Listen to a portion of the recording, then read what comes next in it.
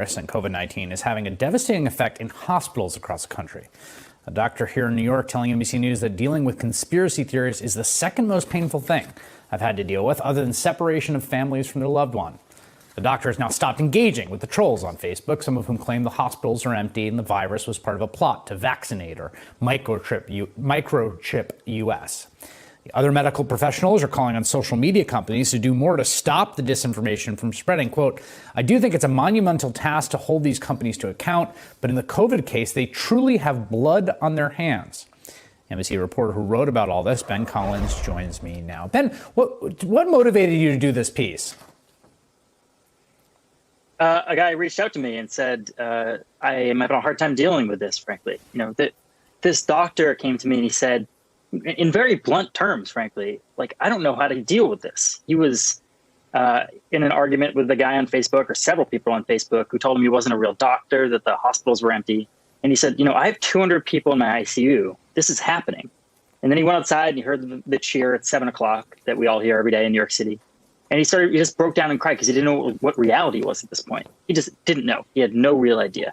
And that's the larger problem here, is that we have this, we have these systems set up that reward these bad guys going after these doctors. There's no real way to stop this because the bad guys have rigged this system to make it so those messages that they use to push things like supplements or just political messages, those go to the top. Those go to the doctors when they get home from these tough shifts.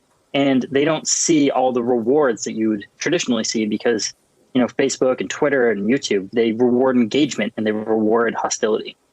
And so what they're rewarding right now are insane, baseless conspiracy theories that have sort of taken root, that, doctors coming home from watching their patients die, trying to fight the disease, and coming home to social media and sometimes like family members or friends or people they know telling them that the whole thing was some, plot by Bill Gates to, I don't know, implant chips in people or depopulate the world or whatever nonsense is going on. But those are those are high-ranking, high-engagement stories across Facebook and other platforms.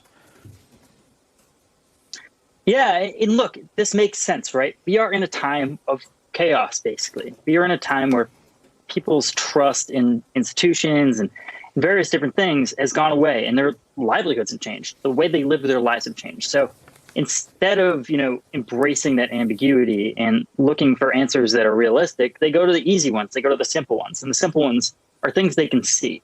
So, if we talk to conspiracy theory researchers, they call conspiracy theorists the last believers in an ordered universe. They always try to look for boogeymen. They always look for somebody like Bill Gates, who everyone knows, right?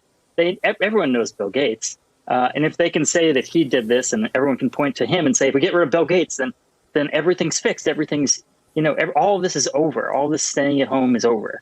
But it doesn't really work like that. We know this. It's, science is a lot more complicated than just Bill Gates doing something or a 5G tower doing something. And that's the scary part, is that these bad guys, these traditional conspiracy theorists who are preying on these people at home on Facebook and YouTube all day, they are creating these small armies. And the people in the small armies don't know, but they are really hurting these doctors.